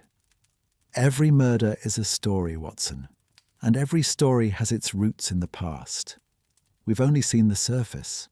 There are much deeper currents beneath. What do you think about Victor? Will he really be executed? Holmes gazed into the fire with a thoughtful expression. Probably. The jury won't look kindly on a son killing his father, especially a premeditated murder, not a moment of sudden rage. The court won't forgive that. Watson sighed. But part of me feels sorry for him. Abandoned, rejected, raised in poverty for years. And when he finally found his father, the door was slammed in his face. Pity is human, Watson, but pity does not justify the deed. Holmes picked up his pipe but did not light it. He just held it, his fingers thoughtfully tracing the wooden surface. Victor chose revenge. There were other ways, legal avenues, public pressure, even just walking away and starting a new life. But he chose murder, and he must bear the responsibility for that choice. What about Whitmore? He wasn't innocent either. No, he wasn't. Harold Whitmore used and discarded people his entire life. Emily, Victor, perhaps even Edgar. He paid for his sins, but that price shouldn't have been murder. Holmes stood up and walked to the window. He slightly parted the curtain. Outside, London slept, but the city's heart never truly stopped. Justice, Watson, is a complex concept. Sometimes the law isn't enough. Sometimes morality becomes blurred. But one thing is certain: violence begets violence. Victor solved nothing by killing his father. He only added another link to the chain. Watson looked at his friend. Holmes's silhouette was clearly visible at the window. Tall, thin, pensive. They had solved dozens of cases together over the years. But this case seemed to affect Holmes differently. Normally, when a case was solved, there would be a sparkle in Holmes's eyes, a glimmer of triumph. But tonight, that light was absent. "Holmes," said Watson, "this case has affected you deeply, hasn't it?" Holmes turned. His face wore an expression rarely seen, soft, almost melancholic. "Every case affects me, Watson, but some leave a deeper mark." He turned back to his chair and sat down. The warmth of the fireplace hit his face, but his eyes were cold and thoughtful. In this case, everyone was a victim of something. Victor was a victim of his father's neglect. Whitmore was a victim of his own pride. Margaret was a victim of her love for her brother. Eleanor was a victim of her family's lies. And Edgar Thornwood. Holmes took a deep breath. His eyes drifted into the distance as if he were seeing 25 years ago. Edgar is perhaps the most tragic figure. A brilliant mind, a broken life. He was 20 when he was expelled from Cambridge. He had his whole life ahead of him.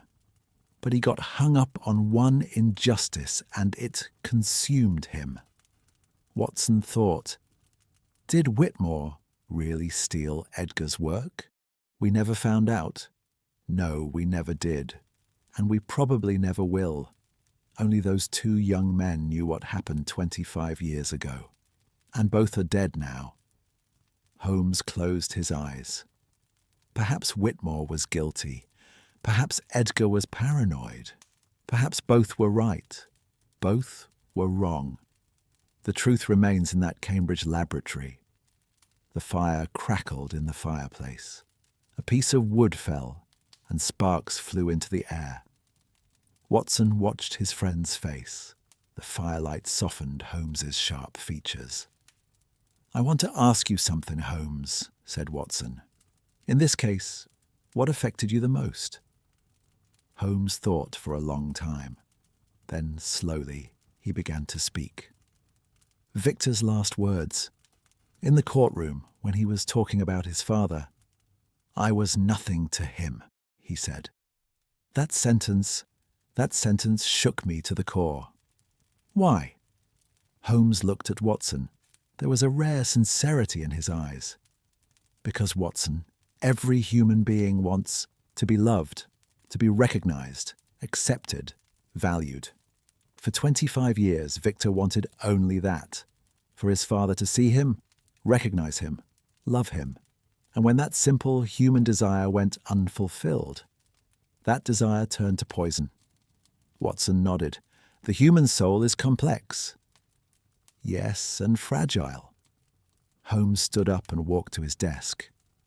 "That's why in every case I try to understand not just the criminal, but the crime.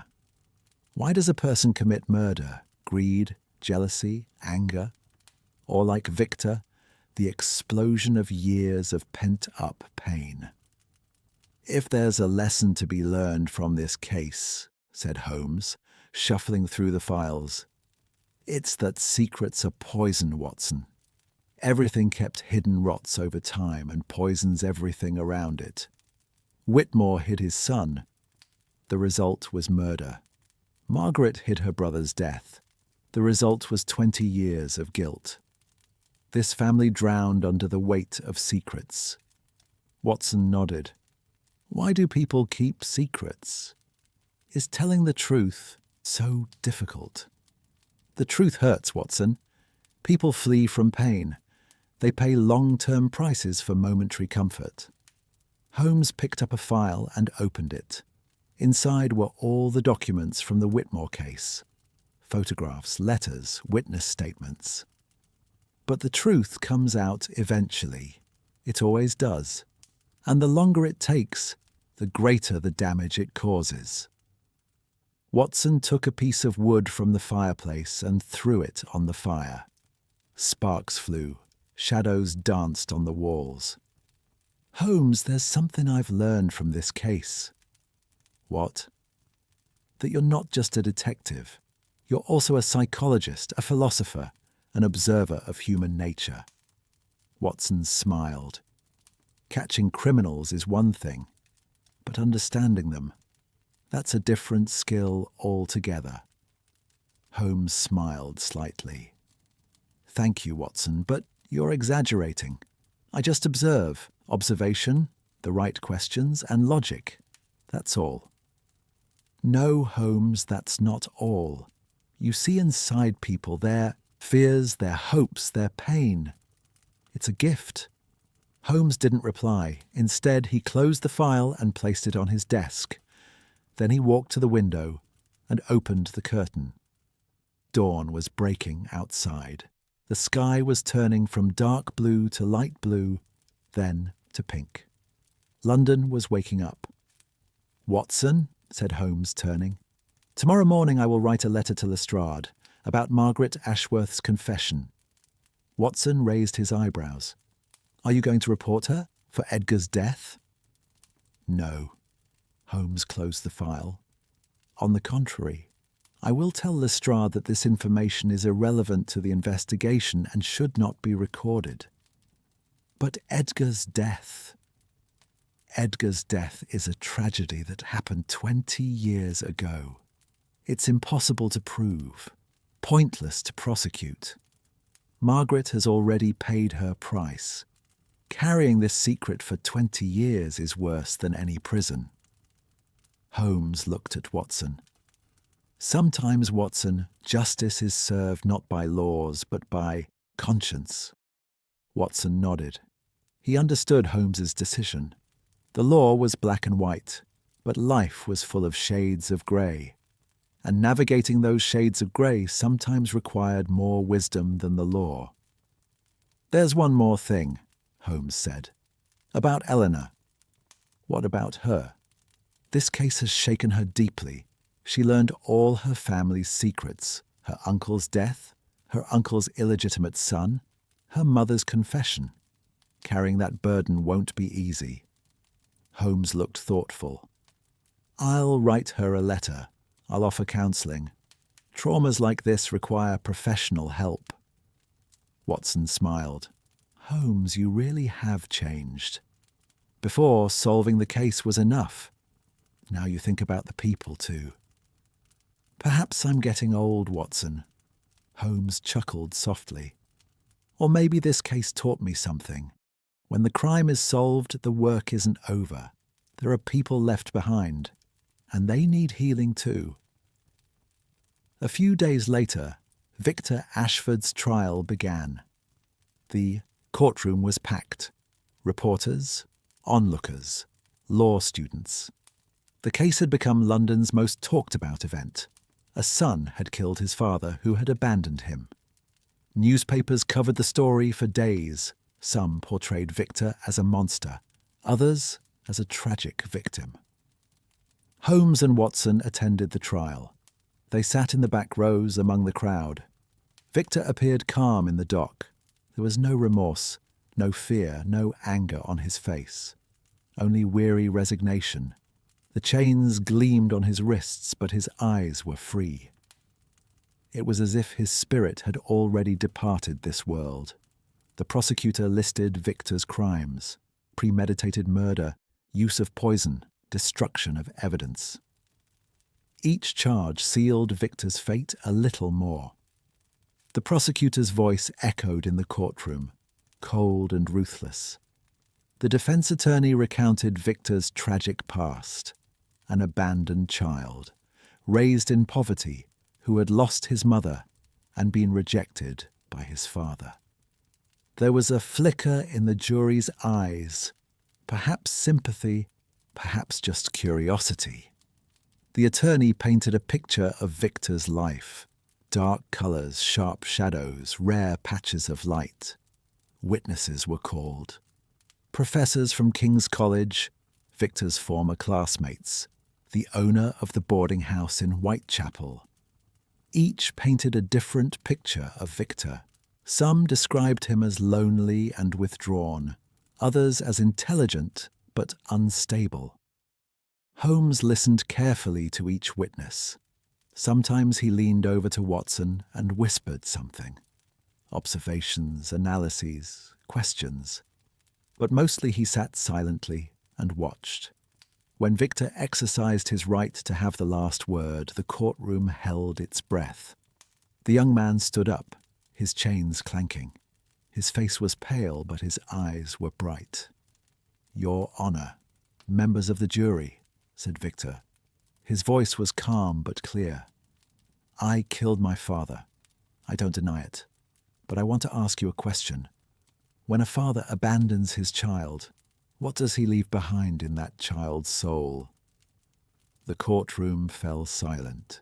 Even the sound of breathing seemed to stop. Victor continued, "For 25 years, I chased a ghost. The ghost of a man called my father. I never knew him, but his presence weighed on me every day. When my mother wouldn't tell me who my father was, I felt incomplete. A part of me was missing. There was a void inside me. When I learned that my father was a rich man, I remembered my mother dying in poverty. In that cold room, in an old bed, shivering. And when my father slammed the door in my face." Victor paused. For the first time, his eyes welled up. His voice trembled.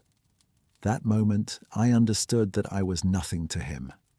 A mistake, a shame, a stain to be erased. All the hopes, all the questions, all the longing I carried for 25 years. They all stayed behind that door. And when that door closed, something inside me broke, irreparably. The jury members looked at each other. Some of their eyes were moist. The judge leaned forward. "Continue, Mr. Ashford." Victor took a deep breath. "I don't regret killing my father, but I do regret one thing. I wasted my life on him. For 25 years I chased a ghost, and in the end that ghost swallowed me whole. Not a single day went by without me thinking about him. Every morning when I woke up, every night when I went to bed, he was there. In my mind, in my soul, everywhere." Victor returned to the defendant's chair. The chains rattled. "Now I look here, and what do I see? An empty life, a failed revenge, and ahead of me, a dark future. But at least I'm free now. That ghost is gone. My father is dead, and with him, the void he left behind is dead too." He looked at the jury one last time. "Whatever your verdict, I accept it. But know this. The real culprit is not on trial in this courtroom. The real culprit is already dead, and I am his final victim." The courtroom was silent for a long time. Then the judge banged his gavel and sent the jury to deliberate. After 4 hours of deliberation, the jury reached its verdict. Guilty. The judge sentenced Victor Ashford to life in prison. The death penalty was not imposed. The jury had accepted Victor's tragic past as a mitigating factor. As Victor was led out of the courtroom, he looked at Holmes. There was a strange look in his eyes, perhaps gratitude, perhaps just acceptance, perhaps even a farewell. Then he turned his head and disappeared from view. When the door closed behind him, an era ended. When they left the courthouse, Watson took a deep breath. London's air was cold but clean. It was refreshing after the stifling atmosphere of the courtroom. "It's over," said Watson. "Finally over." Holmes nodded. His eyes were distant. "The case is over. But the story never ends, Watson. Victor will grow old in prison. Eleanor will continue to face her family's secrets. Margaret will continue to carry the weight of the past, and London will continue to turn as it always does.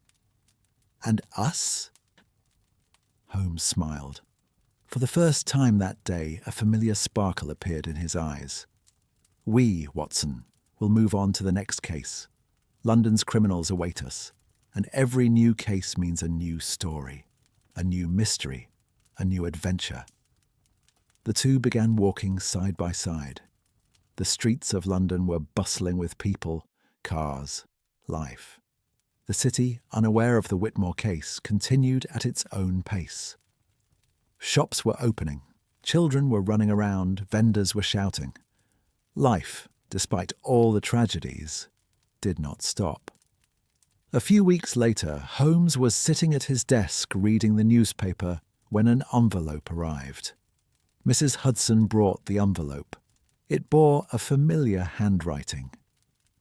"This came for you, Mr. Holmes," said the landlady.